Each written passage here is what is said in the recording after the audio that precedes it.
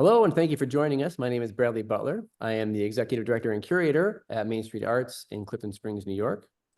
Tonight, we're chatting with the three artists included in our current exhibition, No Time to be Tame.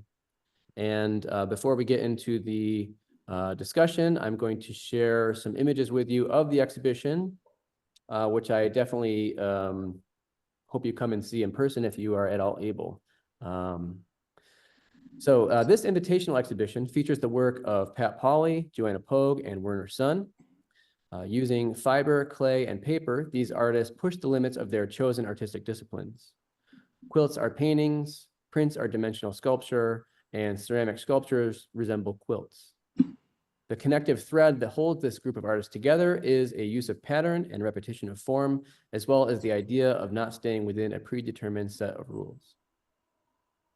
We also have a walkthrough of this exhibition available for you on YouTube, which you can see kind of in-depth the work that's actually in the show. So I recommend that you see that as well. I'm also going to show you a couple pieces by each of the artists and just give you a little bit of background about them before we get into the discussion. So the work we see right now is Pat Pauly. Pat Pauly has a degree in art and graduate work in design and fine art.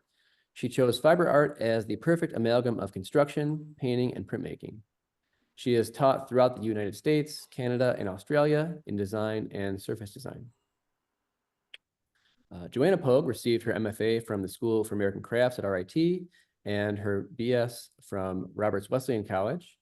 In addition to her art practice, she is an instructor of art in Rochester, New York, where she lives with her husband and 3 children. And Werner Sun was raised in North Haven, Connecticut, and he lives and works in Ithaca, New York. After obtaining undergraduate and graduate degrees in physics, Werner became a research associate at the Cornell Laboratory for Accelerator-Based Sciences and Education, where he is currently the IT director. So I would like to thank you all for joining, each of you artists, thank you all for joining in with this discussion and also for being part of this great exhibition. I've been looking forward to this one for a long time, so thank you all for being here tonight. And I'd like to start off with a question that kind of surrounds the idea of the title of the exhibition, No Time to be Tame, and what that kind of means in the work that you do. But first, I'm just going to read a few quotes, one quote from each of you from your statements to kind of frame this a little bit. So from Pat, I love the world I've made outside the normal rules of quilt making, allowing me to make a different heritage in fiber art. And then from Joanna, for centuries, women have been making compelling, complex arrangements of the scripts and scraps we've found or been given. This work mirrors my own experiences of fragmentation and the revealing and obscuring of information. And then from Werner, I take the abstract thought patterns of science and apply them to tangible digital materials, thus imbuing my sculpted prints with the analog sense of time and attention that are central to personal experience. So this idea of not existing within a predetermined set of rules within a discipline of art. We kind of think about the arts as being very free and open, but when you start to specialize in one area, that becomes a very a rule-laden thing. I mean, there are different rules to making a pot. There are different rules to making a quilt. There are different rules to making a photograph or a collage. The more specialized you get into something, the more these rules are kind of prevalent and kind of can be confining. So I just wanted to start out the talk by kind of addressing that idea and how that affects your work either over time or at this particular moment in time. If we wanted to, maybe we could start with Pat on this one. How does my work differ? I don't remember what I said to make it sound perfect, but the beginning of my work, there were many little pieces. That was kind of the fun of it all. And as I've progressed over 40 years now, I'm making these works with much larger pieces of fabric that I've printed. So it's absolutely all my work. I'm not using any very few commercial pieces of fabric. So I'm really printmaking and then joining these things. somebody once saw an exhibit of my work and he saw it from like, I don't know, 100 feet away. And he kept walking and walking until he finally got nose to nose. He went, wait a minute, these aren't paintings. What are these? You know, he couldn't figure it out. So it's odd, but I've continued to evolve these pieces of fabric, I guess, in a painterly way. I don't know if that helps, but it's not, I don't think they look like quilts Yeah, I think anymore. I mean, I was saying this to people in the gallery earlier today is, you know, that, you know, just the art of quilt making as it in its traditional form is Yeah. so labor intensive and takes so much skill and effort and thought. And then these go even beyond that. And it's just an interesting idea, you know, and you're right, you know, just you can't really get back as far in this gallery as you can in a larger space. Yeah. But Yeah. when you are far away, yeah, these read as giant abstract paintings. And then Yeah, you, you can't figure what they are, which I love. And so I guess it sneaks under the heading of no time to be tame because they really are not at all. So, Mm. but technically they are 3 layers of fiber. That's why they're a quilt. But I just say that I'm a fiber artist. I don't know if I answered that question. yeah. Next. Yeah, I mean, I think it's just kind of existing within different, I mean, these still, I mean, though, would you say you often will get pigeonholed into the realm of these are It, art quilts, right? Well, it's hard to describe what I do unless I use the word quilt, and then it just opens the store of grandmothers and making quilts and this weirdness. And I would rather not talk about that because it's really, for me, they're never functional. You know, if you want to sleep under them, you go right ahead, but that's not what they're there for. So anyway, Well, and it was yeah, interesting when I was in the studio with Joanna, this was after I knew that this exhibition in particular, whatever it was going to be, was going to include, you know, Pat's work. yeah. As Joanna and I were talking, and I knew I was thinking about her for this show too, it was like, oh, well, your work is directly related to quilts also? Wow. I know. So, Yeah, it's true. so Yeah, Joanna, I think how does that work? I mean, how does that, I mean, does that work within, I mean, does the idea of quilts, does that set the stage for what this work is, or is that just a happenstance kind of thing?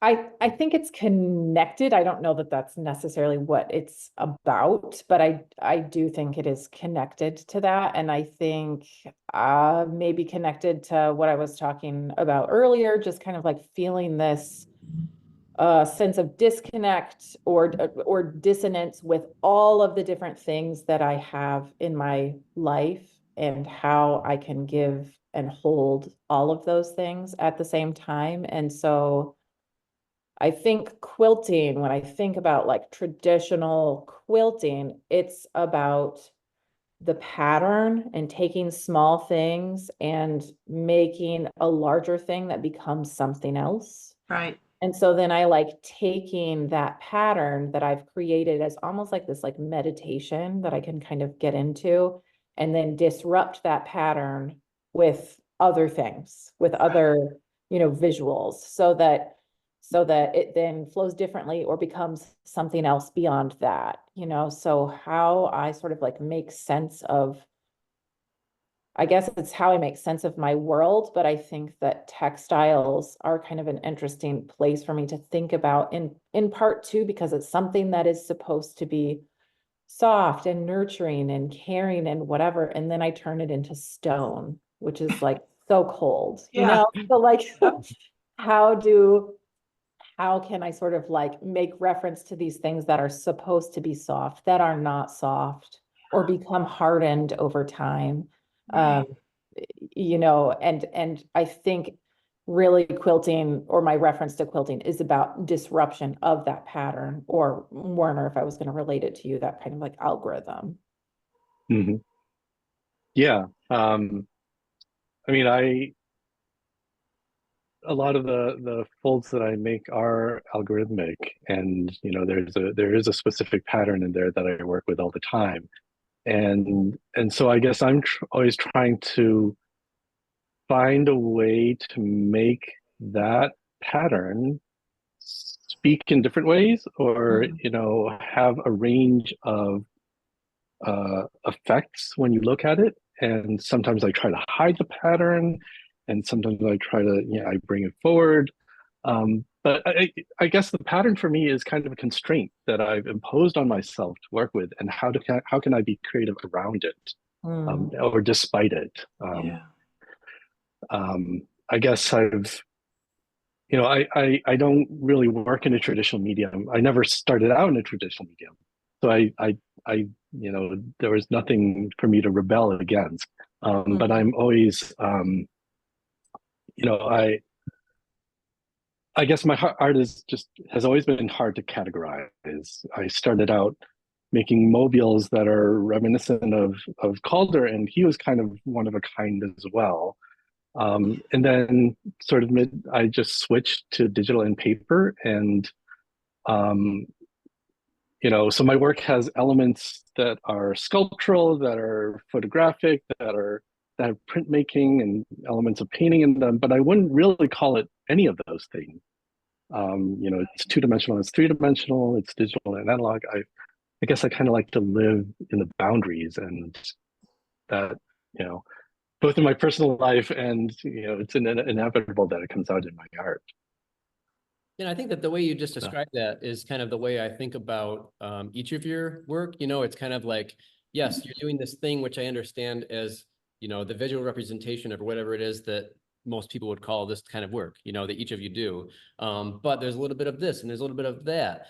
But it's not necessarily like taking a token element of something and just placing it in either, but also this whole idea of, kind of maybe not always intentionally challenging convention with the things that you're doing, but just this natural evolution, which leads you to this place where you're at with your work. But it also just makes me think, how much can you challenge convention until you are doing something totally different, And I mean, I know, Joanna, I know your work, the best as far as like the different iterations of the work that you do has changed over time. And I know that the history of Werner's work and Pat's work a little bit less, just because I just feel like I've seen, a natural evolution. Whereas Joanna, for you, I've seen this total shift, and it's always ceramic based, but very different, right? So like, how far do you keep pushing until all of a sudden you're like, well, I am going to make quilts now out of fiber, I mean, I suppose it could go there. I don't know. I think,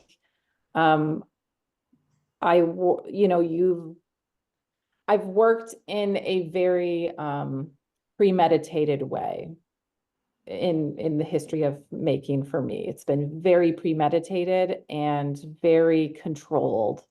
And I had kids, and all that just had to go out the window. And I actually had a really tough time adjusting to being a parent.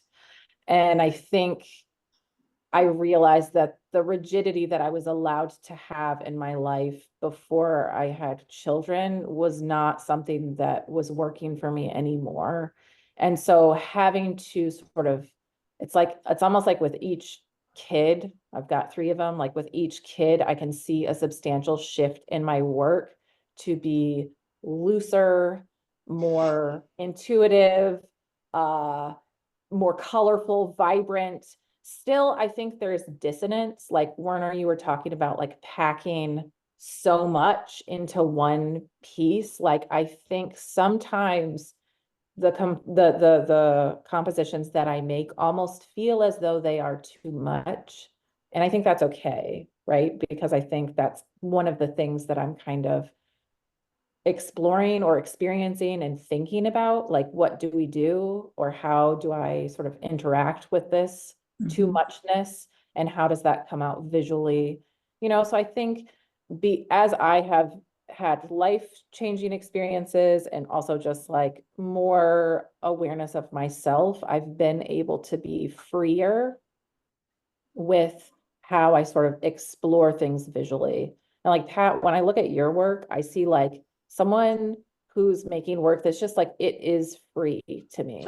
It's just like, it is so like, it's just like your quilts just feel so intuitive to me that you are just like, you're certainly like doing things in a very premeditated way, like you're dyeing these fabrics and doing this very like No. complex process, but Yeah. once you're there, it just feels like when you're actually like making the work, it's just free and I'm going to do this and I'll try that and I'll play in this way. It does feel really playful. And I think like I see that and that's something that is really valuable to me as I continue to create. I have to say, I'm hoping we all work the same way, which is I'm in this particular zone when I print fabric. It really is like, I mean, I might as well just be eating ice cream. I just make fabric and make fabric and make fabric. And my guess is maybe you make these colors, Yes. and Werner makes these photos. Then Yeah. the process of actually designing these things Yeah. is a totally different headspace. And it's really hard. It's really hard. It's much more demanding and it's like I almost avoid it because it's way more fun to make all this fabric. And I can make these prints. And I never make the prints with any any end point. I never have made, like I'm guessing, like Werner, you must just have a file of photos and you go back to these images and go, I want to work with this, I want to work with this, and so forth. I have nothing premeditated. So I get these things up on the wall and they start to talk to each other. I have no idea what they're going to become. And don't think it's all nutty. But I have to say there's really two different studios. I have a studio for printing. I have a studio space for design wall. And they're totally different. I kind of take a deep breath when I walk into the design studio and go, okay, here we go. Let's see what happens. Yeah. It's much more, it's a totally different headspace. So I don't know. I think even like when I'm making, you're absolutely right. Like making the colors is just like, I mean, that's not my favorite thing in the world, but I make it happen. But once then I'm ready to start making, even that process, like when I'm making the initial pattern, Right. it is something that is very controlled. It's very repetitive. It's not anything that I can particularly overthink. Right. And that sort of like allows me to get in the zone or sort of like meditate towards like what I think these patterns are communicating. Right. And is in some senses it's mindless, but in other senses it just kind of like primes me to then, once I have both of those patterns ready to go, okay, now that I've had all that time to sort of assess and grow with these patterns, how can I chop them up and rearrange them in a way that is Right. fresh and new and intuitive? And that is the hard work. That's the work where like I cannot have any music going for. Like I have to turn off my music. I cannot be listening to a podcast.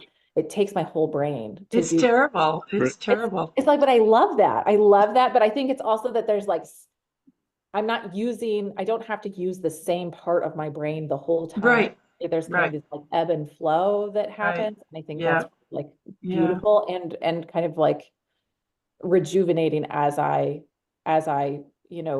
continue my process. Right. Yeah. Yeah. So it's like that's the problem solving part of the process, Yeah. right? I think that's a really great observation, Pat, that all three of us are making our own materials Yes. to work with later on. And maybe that's part of, this not staying in your lane or, that's what gives us the freedom to do whatever we want with them. Right. And just be not mindless, but, have that Sure. freedom to treat them there's nothing that we need to respect about them because Right. they're our material to begin Right. with. We own them. Yes. Right. We absolutely own Um, them. Yeah. A certain way in a very exact way, you're making something which is visual and is creative, right? But then that's not the thing that is the final thing. No. Something Neither one of us, or composed. none of us, Yeah. rather. Yeah. I think it's None of us. really, really interesting. And it does give you, like using different kinds of thinking, like a fast thinking and a slow thinking, Mhm. one that ends up being more meditative because it can just be more automatic in a lot of ways, Right. it just then allows you to have this subconscious relationship with whatever you're going to make. And then Right. it becomes, Yeah. whatever that other state is that you're in for making that work. And I think that that's an interesting relationship to your materials. And then that translates itself to the work. Because when I think about myself as an artist, as a painter, you know, I don't even mix paint ahead of time. So everything I do is like in the moment. So I only have that one kind of Right. relationship with my You're work. missing out, Bradley. You're just missing I guess the one thing that's similar is like preparing the surface, like stretching a canvas is I know. the closest I get to that. So, but it's Yeah. interesting. That's a really interesting thing to think about. Is Yeah. like there's two different states of making with all of you. Hmm. You know. And the other interesting thing, and it was pointed out by a friend of mine who's also an art quilter, he said, all of you are making these things that should be or could be or are usually flat, but they all have this dimensionality to it. And he was really fascinated by it. And I thought, we really are. And in the gallery, hopefully people will see how they look in that gallery, which is fantastic. But the light rakes across my pieces, and I never look at them that way. I look at them in sort of flat light and hardly ever see the quilting on it. So people were just sort of taken with this dimensionality. Of course, Werner's pieces are just the most wonderful thing because you can literally be surrounded. You can wear them. You can stand under them. It's just this fabulous thing. It's so wonderful, these things above your head. And of course, Joanna's pieces, which are, the surface of it is somewhat flat, but they're all these beautiful dimensional and these fragments on the wall. It's just a lovely show. It has all these dimensions to it. No pun intended. Yeah, absolutely. Yeah. I mean, in Joanna, your pieces in particular, what I love the indentations where I can see your fingers pressing in. Yeah. And I wonder how you think about that, you know, the mark of the hand. What's your relationship to the handmade? I mean, the work that I was making before this was all hinged. I mean, I love Mm. pinching. I love that my hand is seen in it. And then this work that I started, when I started making this work, I had been making paper collages out, and then I realized like, oh, I can just translate this into this other material. And I think that really like changes what they are. So I think at first I wasn't putting as much of my hand in them, and I wasn't super concerned about that. I don't think that has been super important to me, but I feel like I've started to press in a little bit more in that way, like allow a little bit of my hand to be seen. I think partially that shows that I am involved, right? Mm. And that I'm able to sort of like, I mean, I guess I'm actually impressing, but just like impressing on this thing that I'm making that is responsive to me. Like clay is a very responsive material, at least in the making stage. And so I'm able to sort of like see my own impact or the impression of my impact. And I think that's something that makes sense to me in a lot of ways. So there's a little bit more of that, but I think the thing that I have to be careful of is trying not to make those thumbprints too contrived. So trying to just be like, allow them when I think they're truly needed, but also let them go if they're not. That's a really, I mean, it's very interesting. It makes a lot of sense what you're saying. And then it also makes me think, well, then that's just another rule you're imposing on your own work, right? Sure. Yeah. I mean, but know. I love like making up those rules for myself because I think I really do. I am a person who loves a level of structure, right? And then I Yeah. also love, avoiding it sometimes too. But, I mean, maybe it's a little masochistic of me, but for a while I just realized I like hated the color orange. And so I made a rule for myself visually that I was going to use orange in a way in my compositions that I would like it. So just allowing myself, or just, I don't know, just creating these like, sets of visual rules, and they oftentimes change. But I think, having those there is just kind of a way for me to create a structure around which I can sort of like play and explore things in a way that I maybe wouldn't allow myself to otherwise. Yeah. Yeah. Because I mean, that's really, I mean, art making is just, it's having rules, establishing them, breaking them, establishing new rules, breaking those. And it's like, I think it's when it's self-imposed rules that are broken, Sure. that's when you get to be in a really interesting place. breaking your own rules, Mhm. allows you to make something even, deeper into some place where no one else could possibly go, whereas when you're breaking other people's rules, it's more about, kind of an external thing, Right.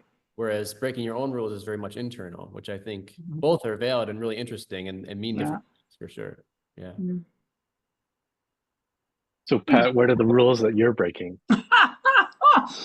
Well, I tell you, I have, oh, I don't know, hundreds of yards of this printed fabric. And one of the rules I have is I'll set up a palette as an artist would. I'll set up, maybe 6 pieces and I'll say, that's it. Because I know if I go back into they call it stash in my language. If I go back and look at more fabric and I keep going back and forth, it's this constant, oh, it could only be better if I put this little inch of something else right here. And so I say, don't go back. You can't, you're not allowed to go back. And so it's a strange, it's a strange way of working, but it actually works like that. Like the one quilt that's just off camera from Bradley is that red with white thing.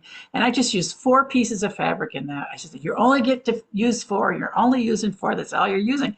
And then I like to see what happens when I do that. So I don't know if that's a rule or not, but yeah, I do that. I say you can only use 2, and I've made a whole series of just 2 called Take 2, and or anyway, that's what I've got. So What are the rules for you, Werner? Like, what do yeah. you like you sort of, I mean, I see that your work is so much more structured, right? But Yeah. how are you kind of like setting up guidelines for yourself?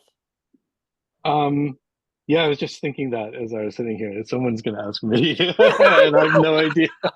Yeah, you're not getting out easy. I'm not getting out right. No.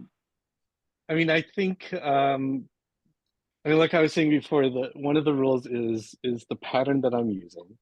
I Hmm. chose it years ago when I first started folding paper. I've been using the same pattern ever since, and I guess it's more of a challenge that I'm setting myself of how far can I take this thing? Part of Right. it is I haven't gotten bored with this pattern yet. And I'm Hmm. asking myself, why is that?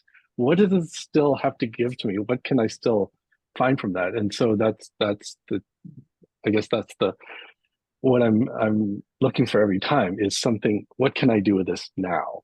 Hmm. Um and um and I guess another thing I'm playing with recently is the color pink. Um, I've I've started making these painted marks, these sort of calligraphic brush marks on top of my digital prints, um, as a way of introducing larger scale marks, being more spontaneous, more free flowing, but also a lot of the marks are often pink and it's like I've chosen a theme and I'm going to run with it as far as I can and just see how much stuff I can make with it. Now, I'm curious because, okay, if I remember, and this isn't totally fair because I'm not looking at your work right now, but I feel like the structure that I see in it, and oftentimes like the photos that you're using feel cooler. Mm, And then you have these like really warm pinks over top that are kind of very gestural, and less controlled. They're still structured, but they seem less controlled. So I guess I'm curious about like that gesturalness and your association like with warmth there. interesting. And that's not something you need to respond to right now. It's something that I've been thinking about, No, that's really interesting. I hadn't thought of it that way. Um, so to be honest, I hadn't. The gestural marks are new, sort of in the past 2 years, and before that, the work was all just photographic and folding. Hmm. Um, and uh, I think I introduced um, the mark making in order to add another layer. I'm interested in how many layers can I build into any particular piece. and this gave me a way of doing it in a spontaneous way that felt more improvisational. Because also, like you in the past, I would plan out my pieces beforehand, and then in the making is just, you know, a predetermined set of actions to complete it. It's still a surprise what comes out at the end, but it's a different kind of thinking when you're working with your hands. So this what gave me a different way of working with my hands. Yeah. Maybe that has something to do with the different color, the warmth versus the coolness. That's an interesting thought that I have to mull over. But yeah, I mean, taking warmth in a, you know, metaphorical sense, I am trying to introduce more humanity, more of a personal touch with those marks, and maybe the color pink has to do with it. I think too, it's like, I mean, really thinking about like the kind of snapshots that you use are, and I think they're so interesting because you have this snapshot, then and a lot of, and you can correct me if I'm not using a term that feels right to you, but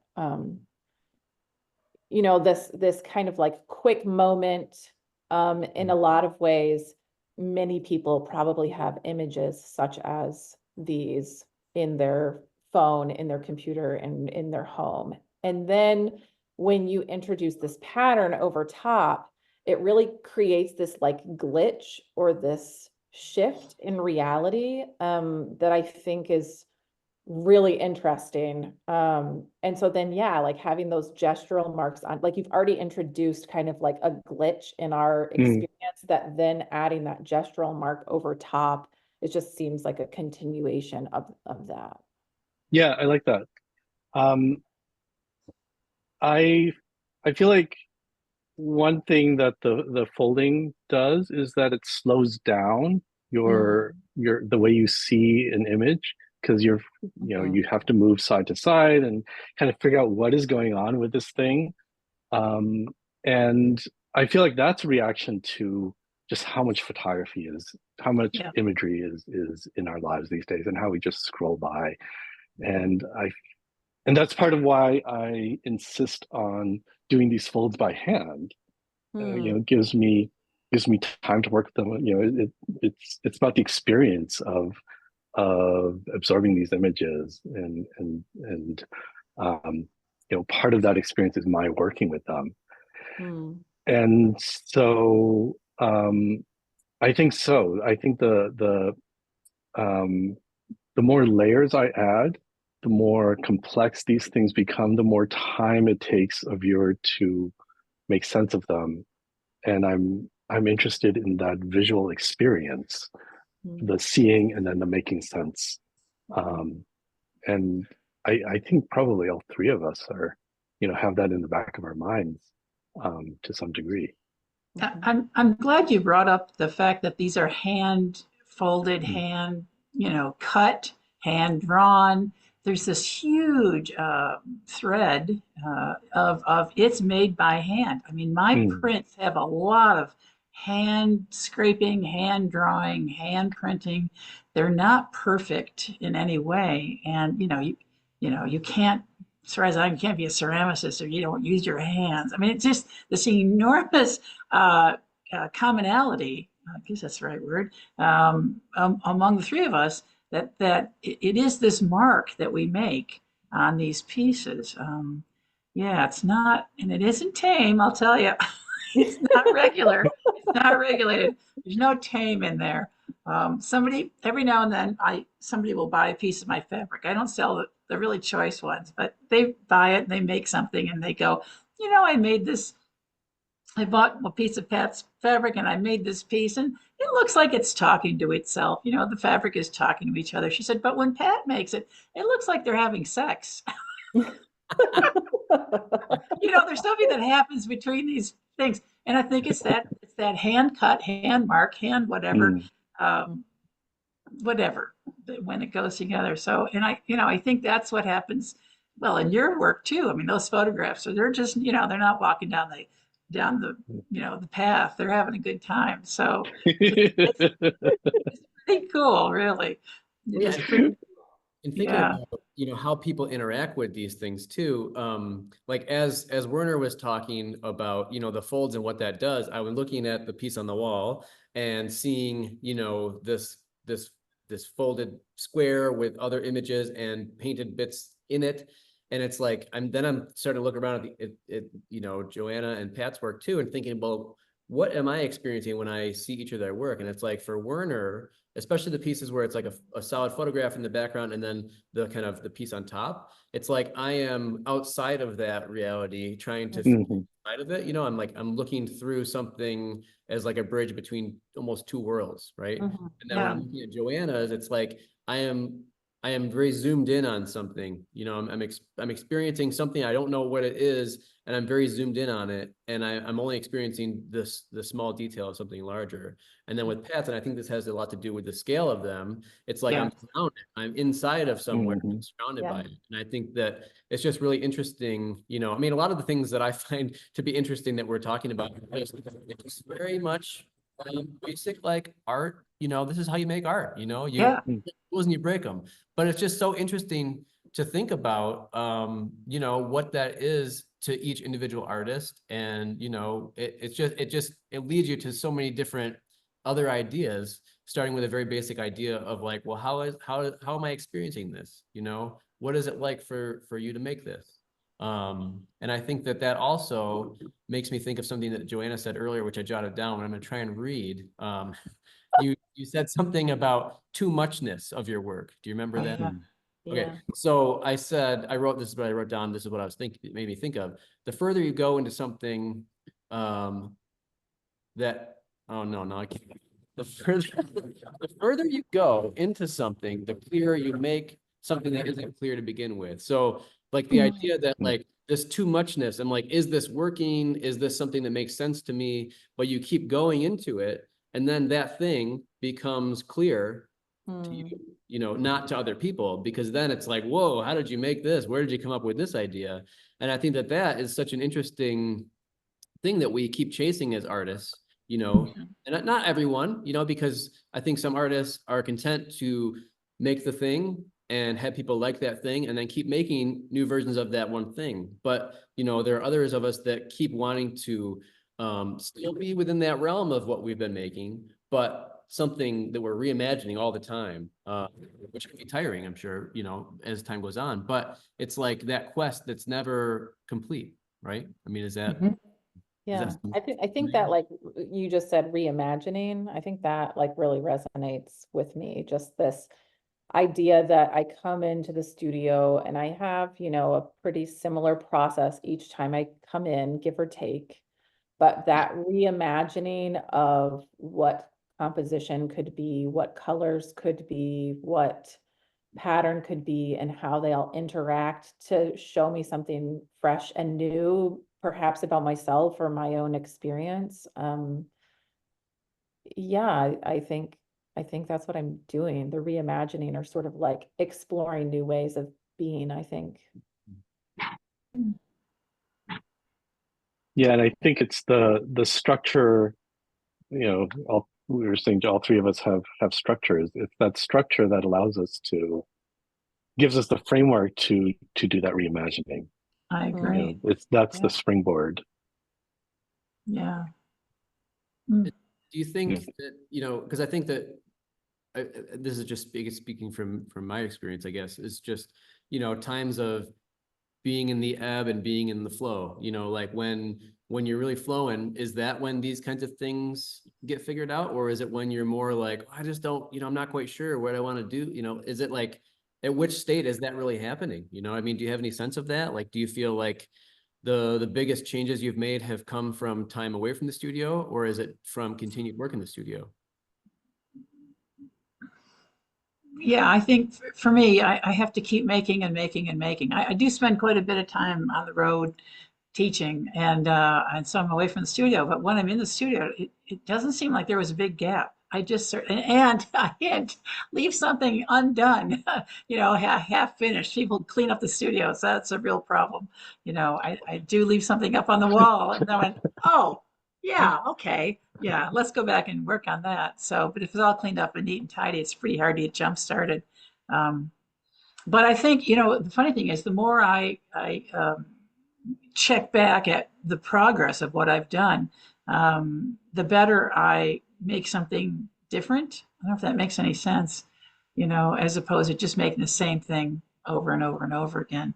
There's definitely uh, there's definitely a lot of change. And like I said, the one behind you, I looked at it and said, I don't even know who made that. Like, that's not my, you know. But then I went, no, I think that's the progression. It's this weird. I was hiding things, and there's you can't see it, but there are all these squares that are hidden in there, and I just thought that was so much fun. So, and I just got through making a bunch of pieces that had these hidden squares in it, and I was like, well, let's do it big. So, but yeah, I don't know if that answers the question, but yeah. And I don't start with sketches. I don't know. So Yeah, I think for me, I kind of have forced ebbs just because of like where I am in my life right now. And so there are, I used to be able to go into the studio and have like a 10-hour day, and yeah, that just doesn't, like, I can't do that right now, so I may get back to that point, but right now it's just not a possibility. And so I think for me, it's been learning to be okay with that, and see that all of the time away, I'm still thinking, I'm still exploring, I'm still enjoying, whatever it is that I like, pattern, uh, textiles, wallpaper. I mean, I just so many things. I just enjoy all of those things. And then when I'm able to get back into the studio, I find that my first piece is a little clunky because I've been away. And then after that, I can sort of things start to they come together in the way that I feel comfortable with them coming together. And by the time I'm ready to start my, firing, cleaning up, sealing, photographing, all that kind of stuff, I'm ready for a break, and I come back to it with like fresh eyes again. So yeah, yeah, fairly rhythmic, I guess. yeah, yeah, Yeah, I agree with all that. I mean, to be honest, I'm in one of those ebbs right now. I haven't really, in the past year, I've made maybe one new piece, and um, I feel like maybe something new is coming, but I'm not sure. yeah, And so it's just sort of turning itself over in my head, and I'm not sure what'll come out, the next time I'm deep into it again, and maybe it'll be the same thing, as before. Um, but I'm I'm almost certain that it's not going to be. So I'm curious to see what that'll be. mm, Um, I just hope it's good. And yeah. We're holding you to it. Yeah, I think that those states of the ebb, of like not being in the studio, you kind of like beat yourself up about it because you're like, I'm an artist, I gotta be in the Yeah. studio, I gotta be making things. But I yeah, think that being away is sometimes even more important than being in. I think that you need time away to reevaluate if that's what you need, and maybe the time that we're kept out of the studio for whatever reason, it's like, well, maybe there's part of me that is glad that this is happening, and then I Hmm. come at it in a fresh way. uh, yeah, I I think also just think like making art is a long-term pursuit. yeah, And anything that you take on long-term is not going to be something that is the same all the time. yeah, Your relationship with whatever that long-term thing is something that is ever changing, and responsive. Like, you are responsive to it, it is responsive to you. And so I think artwork is this, at least for me, it has been the same. It's been something that I've been interested in pursuing regularly. I know that I want it in my life, and it really helps me, I don't know, enjoy and experience my life in a way that I think is really beautiful. So I guess that's what I keep coming back to, you know? Anyway. mhm, And I think that that's one of the things, the idea of this being a long-term thing that we're doing. I think people who, leave college and then are, seen the realities of what it's like to be outside of a school setting, or, you know, people just getting into making and showing art, you know, and trying to make a living, it's like, there's not an immediate gratification. There's not an immediate, you know, kind of thing that happens. And then when it's kind of like this free fall moment, you know, especially if it's the first time that's happened, it's like, well, what do I do now? You know, what am I supposed to do? You know, do I just do something else? And some people do. And that's, you know, a real unfortunate thing that happens is just, you know, they don't really know that it's a long-term situation, you know, and that the more time you have, the more you realize that. And I think that's the kind of the tough thing, because you don't know it until you know it, you know? Yeah. Yeah. I realize I've been making things since I was a kid. I mean, as soon as I could cut with scissors, I mean, I was not quilting, but just making things, furniture, doll houses, dresses, anything I could construct. It was almost compelling. I don't read books as much as I make things. It's really strange. So I don't know. And I think lately I've been, and I keep meeting people who make things, you know, and I think there's this compulsion to create or to make or to change something you have in your hands to something else. It's really, I don't know. I kind of feel sorry for people who don't make anything. I know lots of people just, you know, do very abstract things. But anyway, I am a maker. I finally took, I don't know how many years, decades to figure that out. I'm most happy when I can make something. So anyway, for what it's worth, I just thought I'd throw that out. But I think that has to do with continuing the practice of making. So Yeah, and I'm convinced it's a form of thinking, that yeah, there's a connection between the motor actions of your hands and creating something in the flesh well, I and think what goes on your head. that's good because you're a physicist. So we're relying on you to put, you know, to put a stamp on it. It's okay to be that. That's a good thing. You're bridging the gap between the arts and sciences right now. No, it's Right, right. There you all go. of life is physics. I mean, I know as an artist, all of life is physics. I tell you that. Yeah. The physical nature of things. Yeah. Yeah. Yeah.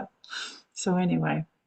Well, I think that we're at a really good place to kind of bring this to a close. I think we've focused on, you know, this idea of you know, behind the exhibition, and then where each of you took that and where you've taken it, and you know, we've gone a few places in between. So I really appreciate all three of you for being a part of this show, for saying yes to the invitation to be in the show. And you know, I think that this exhibition, which is up through September 4th, by the way, definitely come in and see it if you can.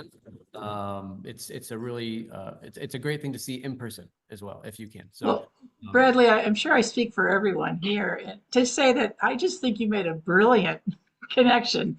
I mean, I kind of went, what at first? And then I went, now I get it. It really is. It's just, I hope people see this. It's just delightful. It really is. It's very thought provoking. So thanks for doing this. I think it's great. Yes, yeah, no, absolutely. Thank you so much. really glad to all of you were in it. And then this is, I tell people over and over when they come in, I've been looking forward to this show for a long time. So Yeah. and I love the way that it kind of all came together. So, Yep. so thank you all. All right. Thank you Thanks. so much, Bradley.